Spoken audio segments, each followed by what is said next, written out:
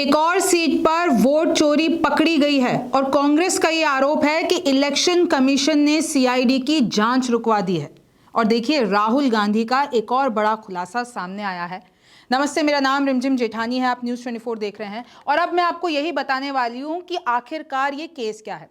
तो बात करते हैं कर्नाटक की वो सीट, या आपको नक्शे में दिख रहा होगा ये साइन। यहां पर अगर हम कॉन्स्टिट्यूएंसी की बात करते हैं, इस सीट की बात करते हैं अलंद कॉन्स्टिट्यूएंसी की, वहां पर यह पता चलता है कि भाई साल 2023 में जब कर्नाटक विधानसभा चुनाव होने वाले थे, उससे पहले एक वोटिंग से रिलेटेड स्कैम होता है। क्या स्कैम होता है? लगभग अगर आप ये आंकड़ा देखेंगे, लगभग 6000 वोटरों की चोरी हो जाती है साल 2023 में। फर्जी कागज बनवाए जाते हैं और उसके बाद देखिए, उस वक्त चुनाव आयोग ने भी ये बात मानी थी और उनको पता चला था जांच में कि हाँ, ये फर्जी कागज बनवाए गए हैं।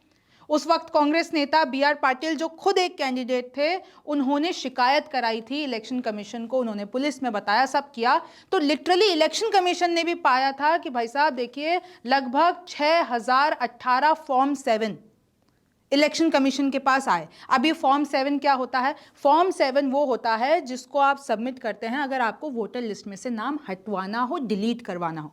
अगर आपको, जैसे आप एक सिटी से दूसरी सिटी शिफ्ट हो गए हैं या किसी की मौत हो गई है, तो फॉर्म 7 इसलिए दिया जाता है कि भाई वोटर लिस्ट से नाम हटा दिया जाए। लेकिन आपको पता है इसमें स्कैम क्या हुआ था? इसमें स्कैम ये हुआ था कि जब जांच हुई, जो फॉर्म 7 लगभग 6018 जमा कराए गए थे, उसमें 5994 फॉर्म फर्जी थे। उन 6018 में से सिर्फ 24 ही ऐसे थे जो सच्चे और जेन्युइन फॉर्म्स थे, यानी किसी और के नाम पर जबरन फॉर्म बनवाए गए। यानी अगर मैं रिमझिम हूं तो मैंने किसी और के नाम को बोल दिया कि भाई फलाने का नाम हटवा दो, और मेरा नाम आज तक किसी को पता नहीं चला कि मैंने ये स्कैम किया है। मैं आपको बताती हूं कि आखिरकार उसके बाद में हुआ क्या। देखिए, ताकि ये जितने भी लोग हैं 5994, इनका वोट, वो लोग वोट ना कर पाए, इसलिए साजिश पूरी रची गई। अनजान लोगों ने दिया फॉर्म 7 और बोले कि भाई हम तो शिफ्ट कर गए। लेकिन जब उनके नाम से जो फॉर्म आया हुआ था, जब उन लोगों के पास गया तो उन्होंने कहा कि भैया हमने तो कभी ऐसा फॉर्म 7 नहीं डाला, हमें तो पता ही नहीं है। मानिए, पूरा का पूरा देखिए स्कैम हुआ था और उसका पता भी चला।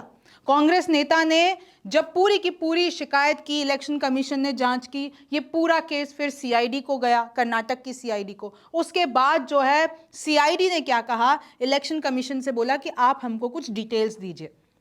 अच्छा, 2023 में इलेक्शन कमीशन ने कुछ आईपी लॉग्स और कुछ डेटा सीआईडी को दे दिया, लेकिन आज तक जो असली डेटा है वो इलेक्शन कमीशन ने दिया नहीं। आज तक ये डेस्टिनेशन आईपी, ये पोर्ट्स, जिनसे ये पता चल पाता कि भाई ये लोग सब कौन थे जिन्होंने फर्जी वोट डलवाए थे, यानी कि फर्जी फॉर्म 7 डलवाए थे, और कुछ वोटरों का उसमें से, वोटर लिस्ट में से नाम हटा दिया था, और इलेक्शन कमीशन ने नाम हटा भी दिए थे।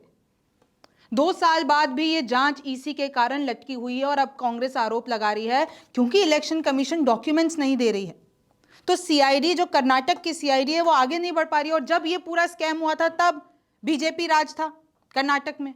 हालांकि शिकायत देखिए 2023 के चुनावों से पहले हुई थी, तो वोट्स बच गए थे, और कांग्रेस कह रही है अगर ये शिकायत नहीं हुई होती, अगर जांच नहीं हुई होती, तो आज वो वाली जो सीट है अलंद कॉन्स्टिट्यूएंसी, वो बीजेपी के पास चली गई होती, क्योंकि ये सीट कांग्रेस ने जीती थी। लेकिन अगर ये पता ना चलता और ये वोट्स ना बचाए गए होते, तो आज उस सीट पे बीजेपी बैठी होती। सीआईडी आज तक स्कैम करने वालों का पता नहीं लगा पाई है, यानी आज तक पता नहीं लगा इलेक्शन कमीशन के कारण कि वो जो इतने फर्जी आए थे फॉर्म 7, वो आखिरकार कौन से कंप्यूटर से आए थे, कहां से आए थे, किसने डाले थे। 2 साल हो गए हैं आज, और उस डेटा को इलेक्शन कमीशन दे नहीं रही है कर्नाटक की सीआईडी को। अब आप देखिए कि किस तरीके से ये पूरा मामला सामने आया। लेकिन अब मैं आपको कुछ रिएक्शन भी बता देना चाहती हूँ कि इस पे क्या कहा जा रहा है। सबसे बड़ी चीज ये कही जा रही है कि राहुल के वोट चोरी के आरोप सही निकले। वोट चोरी का आरोप तो राहुल गांधी अभी लेकर आए हैं, लेकिन ये तो 2023 में ही हो गया था। और आपको याद कीजिए, राहुल गांधी ने कैसे पूरी एक सीट का पूरा ऐसे यूं पर्चे दिखाकर बताया था कि कितने वोटों की चोरी हो रही है।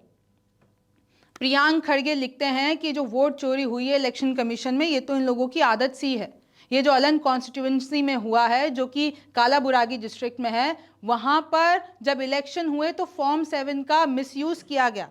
और देखिए कैसे जब ये 6018 फॉर्म 7 आए, डिलीट करने के लिए वोटर लिस्ट में से नाम आए, एप्लीकेशंस आई, उसमें से ये फर्जी निकले 5994।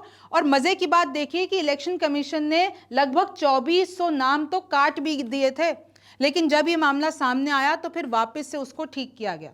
यानी अब कांग्रेस ये कह रही है, कांग्रेस के नेता ये कह रहे हैं कि तो सामने पता चल गया कि इलेक्शन कमीशन तो एजेंट है बीजेपी की। देखिए कांग्रेस लिख रही है the Election Commission has become BJP's back office to do vote चोरी, यानी वोट चोरी के लिए बीजेपी ने इलेक्शन कमीशन को अपना बैक ऑफिस बना रखा है। ईसीआई ने पहले तो दे दिए कुछ डॉक्यूमेंट्स, लेकिन जो जरूरी थे, उन जिस डॉक्यूमेंट से उन अपराधियों तक पहुंचा जा सकता था, वो वाले डॉक्यूमेंट्स आज तक नहीं दिए और वो ब्लॉक कर रही है, और उससे सीआईडी की इन्वेस्टिगेशन आगे नहीं बढ़ पा रही है। केसी वेणुगोपाल लिखते हैं कि लिटरली इलेक्शन कमीशन उन एविडेंस को छुपा रही है ताकि ये जो वोट रिगिंग हुई थी, वोट चोरी हुई थी, वो छुप सके। इन्वेस्टिगेशन जो वो ईसीआई डॉक्यूमेंट, भाई जो सीआईडी जो भी जांच कर रहा है वो खुद इलेक्शन कमीशन के डॉक्यूमेंट्स के आधार पर कर रहा है। और इलेक्शन कमीशन की जांच में भी उस वक्त सामने आया था कि हाँ भाई ये जो फर्जी हमारे पास दस्तावेज आए, लेकिन आज तक ये क्यों नहीं खुलासा हो पाया, इलेक्शन कमीशन डॉक्यूमेंट क्यों नहीं दे रहा है। ऑपोजिशन तो ये कह रहे हैं, यानी ऑपोजिशन जो वॉर्न कर रहा है, राहुल गांधी जो इतनी बड़ी यात्रा निकाल रहे हैं वोटाधिकार की, यानी वो सही मायने में ठीक है, करी गई है पहले भी राज्यों में वोट चोरी। अब देखिए आप आंकड़े देखिए और आंकड़ों का खेल समझिए।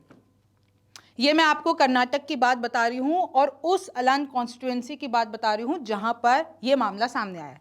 अगर हम 2018 विधानसभा देखते हैं और परसेंटेज में बात करते हैं, कांग्रेस के खाते में 47.39%, बीजेपी के खाते में 47.83, यानी मार्जिन आप देखेंगे तो 697 का है।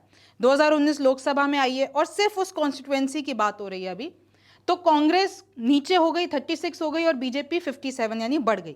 तो मार्जिन आप देखेंगे लगभग 28,000 का।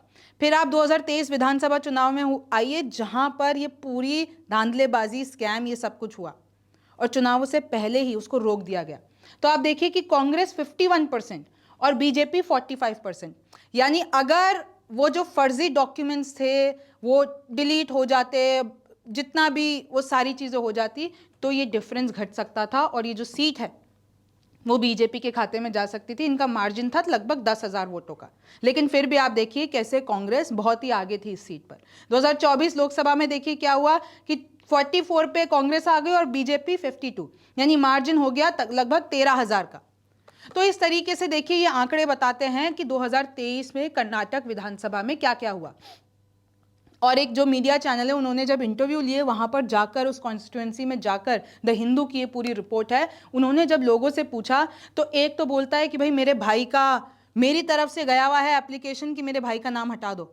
तो जब उनसे पूछा गया उन्होंने कहा भैया हमने तो कोई ऐसी, हमारे नाम से फर्जी किसी और ने फॉर्म 7 भर दिया है। तो फिर उनके ऊपर ही जितना भी सब कुछ हुआ, केस चलाया गया फॉर्जरी का। देखिए एक जना कहता है कि भाई मेरे नाम से 9 एप्लीकेशंस डली हुई हैं इलेक्शन कमीशन को और ये कहा हुआ है कि इन आगे के कुछ लोगों के नाम काट दो। अब वो मुझे पता ही नहीं है कि मेरे नाम से भाई एपिक नंबर सेम था, इलेक्टर फोटो आईडी सेम था, लेकिन इसमें सब में फोन नंबर अलग थे। तो मतलब इलेक्शन कमीशन के ये जितने भी पोर्टल्स होते हैं ना, जैसे कि ईसी के नेशनल वोटर सर्विस पोर्टल होते हैं, गरुड़ा ऐप होती है, वोटर हेल्पलाइन है, इन सब को इस्तेमाल करके ये पूरा का पूरा स्कैम ऑर्केस्ट्रेट किया गया। और उसके बाद ये जितना भी, जब सीआईडी ने मांगा भाई इलेक्शन कमीशन से कि आप हमें आईपी लॉग दे दो, समय, डेट, ये सब कुछ डिटेल दे दो ताकि हम पता लगा पाएं कि किसने क्या किया, तो उन्होंने आज तक नहीं दिया। 12 लेटर कर्नाटक की सीआईडी लिख चुकी है इलेक्शन कमीशन को, लेकिन उसका जवाब नहीं आया है। और आप देख सकते हैं कि कैसे जब कुछ और इस पे इन्वेस्टिगेशन में रिवोल्यूशन होता है तो पता चलता है कि कुछ जब ईसी की ऐप से ट्रेस किए गए अकाउंट तो वो महाराष्ट्र और आंध्र प्रदेश से निकले। तो देखिए बहुत बड़ा स्कैम हुआ, लेकिन आज तक खुलासा नहीं हो पा रहा है कि आखिरकार उसके पीछे कौन थे। अब जो सीआईडी है वो ये कह रहे, फिर तो इलेक्शन कमीशन के एक और ये जो ओटीपी आती है उस पर भी सवाल उठता है कि भाई फॉर्म 7 में जो नंबर दिया हुआ है उसमें वोटर, उस पर ओटीपी आएगा कि अगर मैंने किसी भी तरीके से रजिस्टर कराया तो उसके बंदे के पास ओटीपी जाएगा। तो सीआईडी ने बहुत सवाल, लेकिन आज तक इस पर इलेक्शन कमीशन ने जवाब नहीं दिया है। और वहाँ पे ये देखिए कैसे जो अब कांग्रेस के कैंडिडेट जिन्होंने उस वक्त पे पाटिल साहब जिन्होंने कंप्लेन की थी, उन्होंने एक इंटरव्यू में कहा कि अगर ये सामने नहीं आया होता तो आज मैं एमएलए नहीं होता, आज मैं विधायक नहीं होता, वहां से मैं हार गया होता बीजेपी से। अच्छा हुआ कि हमारे सामने ये चीज़ आई और फिर उसका सबूत भी। तो अब देखिए कहीं ना कहीं इस खबर के बाद ये पता चल रहा है कि ये जो वोट चोरी के आरोप राहुल गांधी लगा रहे हैं वो कहीं ना कहीं सही साबित हो रहे हैं। सवाल पूछा जा रहा है क्योंकि आपको पता है इलेक्शन कमीशन ने एक और एक्शन लेने की ठानी है कि भैया वो 0 नंबर जो एड्रेस के आगे लिखा हुआ था, जो राहुल गांधी ने खुलासा किया था, अब वो रूल्स रेगुलेशन चेंज किए जाएंगे। इनफैक्ट कर्नाटक में ये हो रहा है, कैसे डीके शिव कुमार ने ये कहा है कि भाई अब जितने भी ये निकाय चुनाव और हमारे पंचायत चुनाव है हम तो बैलेट पेपर से कराएंगे, और अगर उस कहीं लिखा हुआ है कानून में कि ईवीएम से कराने तो हम वो कानून भी बदलवाएंगे, इलेक्शन कमीशन से हम लोग सिफारिश करेंगे। तो आप देखिए कि कैसे राहुल गांधी का ये जो पूरा का पूरा कार्यक्रम है, ये नैरेटिव है, इसका अब असर दिखने लगा है। आपको इसके बारे में क्या लगता है मुझे कमेंट सेक्शन में ज़रूर बताइए। मेरा नाम रिमझिम जेठानी है, आपसे फिर मुलाकात होगी। नमस्कार, मैं हूं मानक गुप्ता। अगर आपको हमारा ये वीडियो पसंद आया हो तो इसे लाइक और शेयर जरूर करें, और हाँ, हमें सब्सक्राइब और फॉलो करना ना भूलें ताकि आप देश और दुनिया की कोई खबर मिस ना करें। तो जुड़े रहिए हमारे साथ और देखते रहिए न्यूज़ 24।